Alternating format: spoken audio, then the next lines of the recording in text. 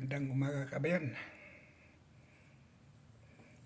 Dito ako sa kwarto kabayan.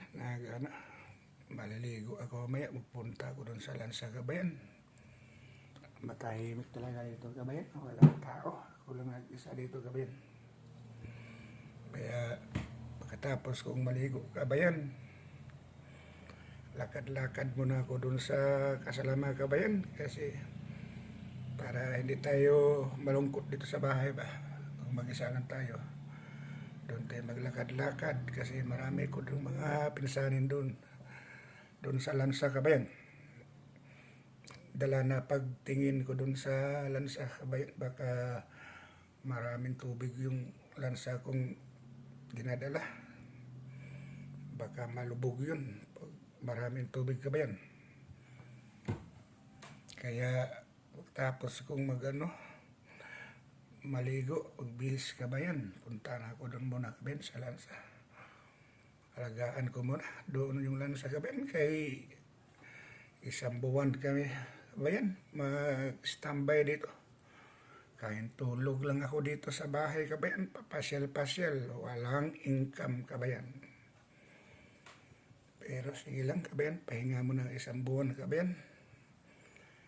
Paano kasi yung makina, yung lansang malaki kabayan, yung jurot, overhaulon kabayan, di yun basta-bastang maigi kabayan.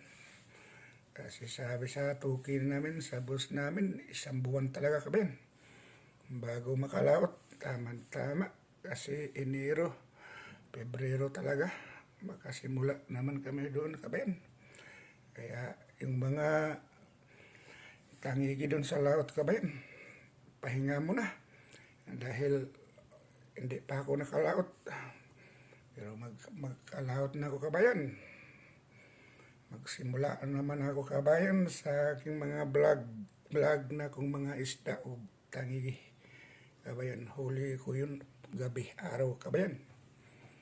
Parang makaipon kabayan, dagdag sa ipon kabayan kung makahuli. Pero paano na ito kabayan? Dito ako sa tabi. Yung mga kawel ko kabayan, napahinga pa rin kabayan kasi wala man kami nakalahot kabayan. Pero mga makalahot yun kabayan, sigurado naman kabayan. Tagigi naman yung at iba-ibang isda ang ko, ipopost ko dito sa Facebook ko kabayan. Kaya wala namang kabayan, wala nang tangigi. Kaya ibang video na naman ang ating i-upload sa ating Facebook kabayan para maging masaya rin ang mga kaibigan kong mga laki o mga babae pag mag-share tayo sa ating mga video. Hanggang dito na lamang kabayan.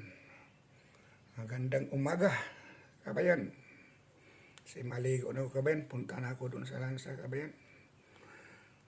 Okay, bye-bye mga idol.